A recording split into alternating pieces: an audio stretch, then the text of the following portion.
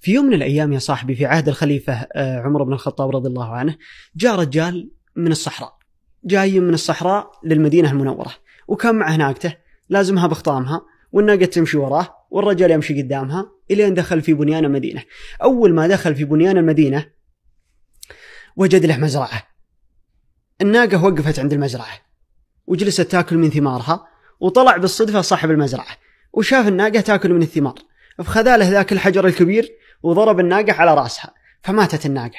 فاغتاظ صاحب الناقة وهجم على صاحب المزرعة وتعارك هو إياه فقتله، فمات صاحب المزرعة.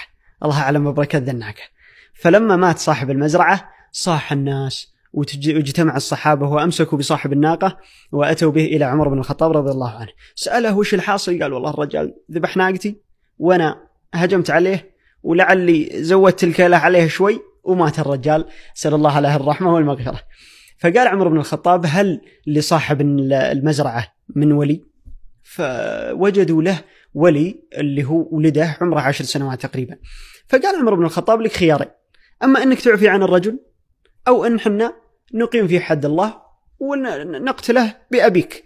فقال الولد لن أتنازل أبدا، وبيه يموت مثل ما قتل أبوه. فجلسوا الناس يحاولون فيه ويحاولون أن يصلحون الموضوع، فما كان للولد أبدا أي نية في الصلح. فقال عمر بن الخطاب خلاص نقتلك مثل ما قتلت صاحب المزرعة. فلما شعر صاحب الناقة أن الموضوع طلع من يده بشكل رسمي، قال طيب أنا أحتاج منك معروف يا عمر بن الخطاب. قال وش هو؟ قال أنا عندي مال لأيتام مؤتمن عليه، والمال هذا دفنته في صحراء ولا يعرفه إلا أنا، فأبي منك بس تعطيني مهلة 3 أيام أروح أطلع المال من تحت الأرض وأعطيه للأيتام وأرجع لك وتقيم فيه حد الله.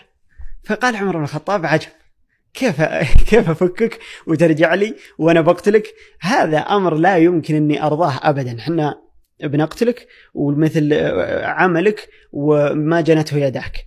فجلس الرجال يحاول فيه لين اقتنع عمر بن الخطاب رضي الله عنه بالفكرة، بس قال أحتاج من يضمنك ويحل محلك في حال أنك ما رجعت. فالتفت صاحب الناقة على أهل المدينة وجلس يزهمهم وينتخيبهم ويحاول فيهم، وكل الناس جالسين ما يعرفون صاحب الناقة. كيف أنا أفزع الواحد ما أعرف له؟ والفزعة مي بسهلة، إذا ما رجع صاحب الناقة بيقتلني عمر بن الخطاب. فما أحد قام له أبدا، فضاقت الأرض بما رحبت على صاحب الناقة. ففي هذا الوقت قام أحد الصحابة وكان أبو ذر